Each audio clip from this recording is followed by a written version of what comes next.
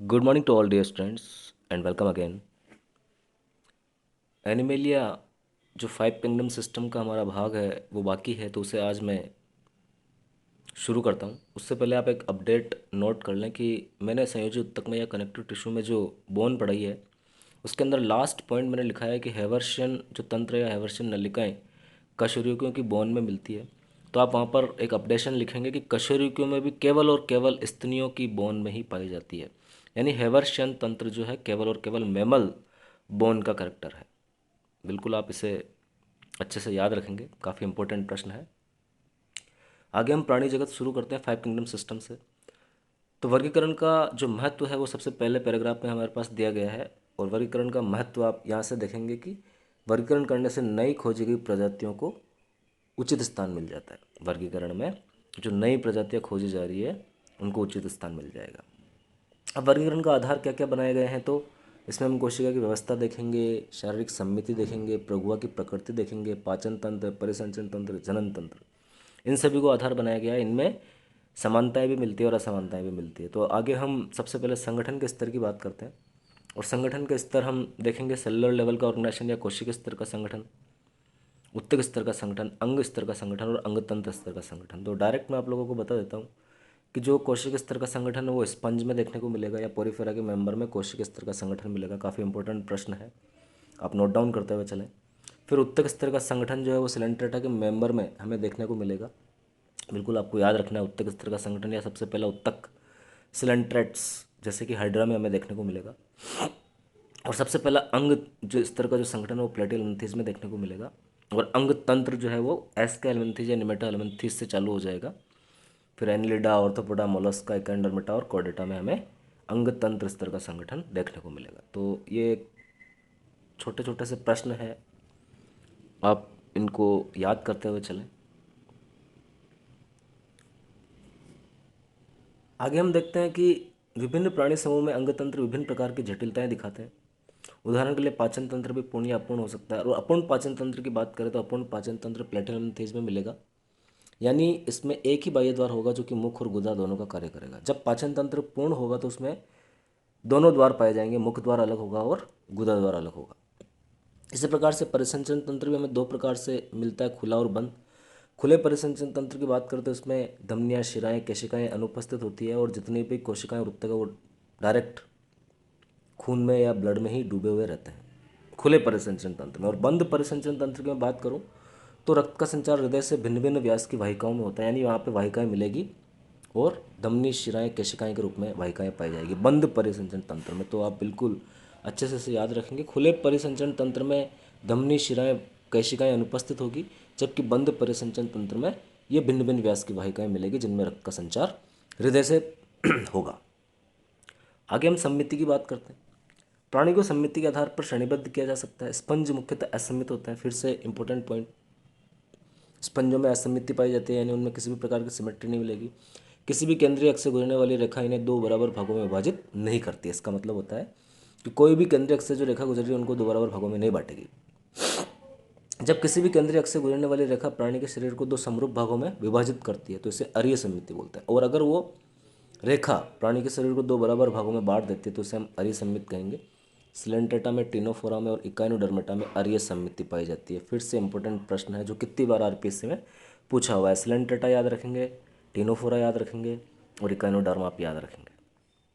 अब अरीय सम्मिति होती क्या है ये यहाँ पे डायग्राम में दिखा रखा है कि जो केंद्रीय अक्ष से गुजरने वाली आपकी रेखा है, ये केंद्रीय अक्ष से गुजरने वाली रेखा है, इससे जो प्राणी है उसे दो बराबर भागों में बांटा जा सकता है, या फिर इसको इस तरह भी आप काट सकते हैं पूरा, और इस तरह भी आप इसको काट सकते हैं इस तरह पूरा। इस प्रकार से अरीय सम्मिति पाई जाएगी। आगे हम देखते हैं कुछ एनिमल जैसे एनेलिड, ऑर्थ्रोपोड आदि में एक ही अक्ष से गुजरने वाली रेखा द्वारा शरीर को दो समरूप दाएं व बाएं भागों में बांटा जा सकता है। तो आप यहाँ पे याद रखेंगे एक ही अक्ष से गुजरने वाली रेखा और दाएं और बाएं भाग में शरीर को बांट रही है। तो ये एनेलिडा और ऑर्थ्रोपोडा में हमें देखने को मिलेगा, और इनमें द्विपार्श्व सममिति पाई जाती है, बायलैटरल सिमेट्री मिलती है। जैसा कि आपको ये दिख रहा है, आपको केकड़ा दिख रहा है, क्रेब दिख रहा है, और एक ही अक्ष से गुजरने वाली रेखा इनसे दो बराबर भागों में बांट देगी, तो इसे हम द्विपार्श्व सममिति बोलेंगे। बिल्कुल आपको याद रखना है। तो असम्मिति किसमें मिलती है, अरिसम्मिति किसमें मिलती है और द्विपाद सम्मिति किसमें पाई जाएगी, इनके उदाहरण काफ़ी इंपॉर्टेंट है।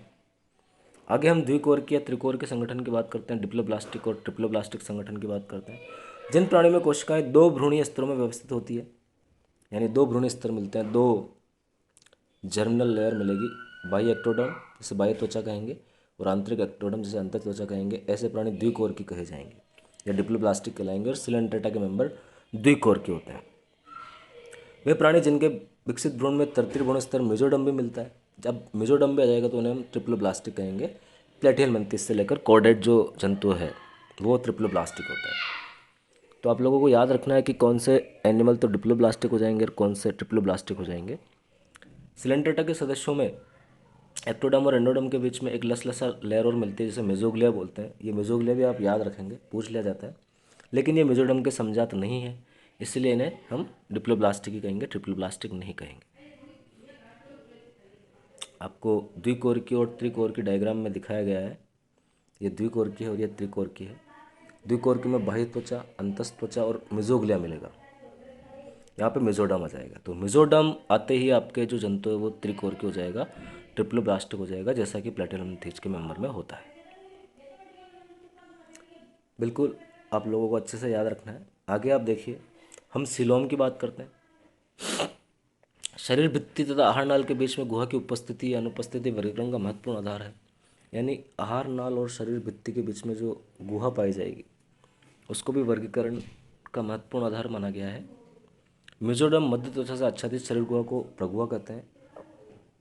और ये जो गुहा है जो कि शरीर भित्ति और आहार नाल के बीच मिल रही है, ये मेजोडर्म या मध्य त्वचा से आस्थित या आच्छादित पाई जाती है, तब हम इसे देहगुहा कहते हैं। और इससे युक्त प्राणी को प्रगुही प्राणी कहते हैं, जैसे कि एनेलिड, बिल्कुल annelid, mollusc, arthropod, echinoderm, hemichordate और कॉडेट, इन सभी में ट्रियोसिलोम मिलेगी क्योंकि वो मेजोडर्म से आस्थित होती है। कुछ प्राणियों में यह गुहा मेजोडर्म से आच्छादित नहीं होती बल्कि मध्य त्वचा, मेजोडर्म, बाह्य त्वचा एवं अंतर त्वचा के बीच बिखरी हुई थैली के रूप में मिलती है। इन्हें हम कूट गुहिक कहेंगे या शेडोसुलोमेट कहेंगे, जैसे कि एस्केलमंथीज।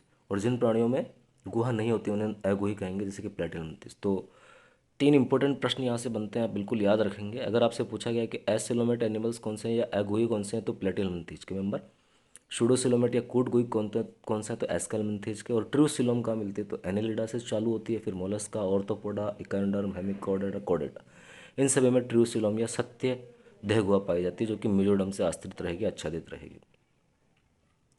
बिल्कुल काफ़ी इंपॉर्टेंट प्रश्न है, आरपीएससी में कितनी बार पूछे गए हैं, आपको याद रखना है। डायग्रामेटिक आप देखिए, जो आपको दिख रहा है यहाँ पर, सबसे फर्स्ट ट्रूसिलोम है, फिर कूट गुहिक है जिसमें मेजोडर्म के पाउच आपको नज़र आ रहे हैं, मेजोडर्म के पाउच फैले हुए हैं।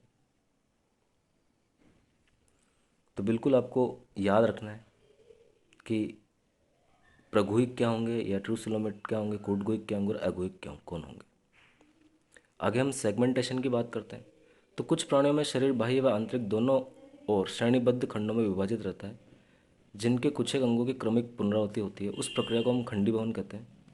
तो याद रखेंगे कि बाह्य से भी आपको खंड दिख रहे हैं और आंतरिक रूप से भी वो खंड युक्त होंगे, तो इन्हें हम खंडीभवन बोलेंगे, सेगमेंटेड एनिमल बोलेंगे। जैसे कि केचुआ जो आपका अर्थवॉर्म है उसमें विखंडी खंडीभवन मिलता है और इसके हम विखंडावस्था बोलते हैं या मेटामेरिक सेगमेंटेशन बोलते हैं। तो मेटामेरिक सेगमेंटेशन केचुआ में पाया जाता है। बिल्कुल आपको याद रखना है, सेगमेंटेशन भी इम्पोर्टेंट पॉइंट है कि मेटामेरिक सेगमेंटेशन कहाँ मिलता है, तो केचुआ में या अर्थवॉर्म में पाया जाता है, जो कि खंड अंदर से भी और बाहर से भी खंडीपन प्रदर्शित करेगा।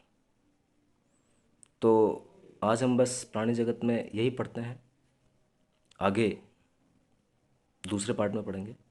Thank you very much.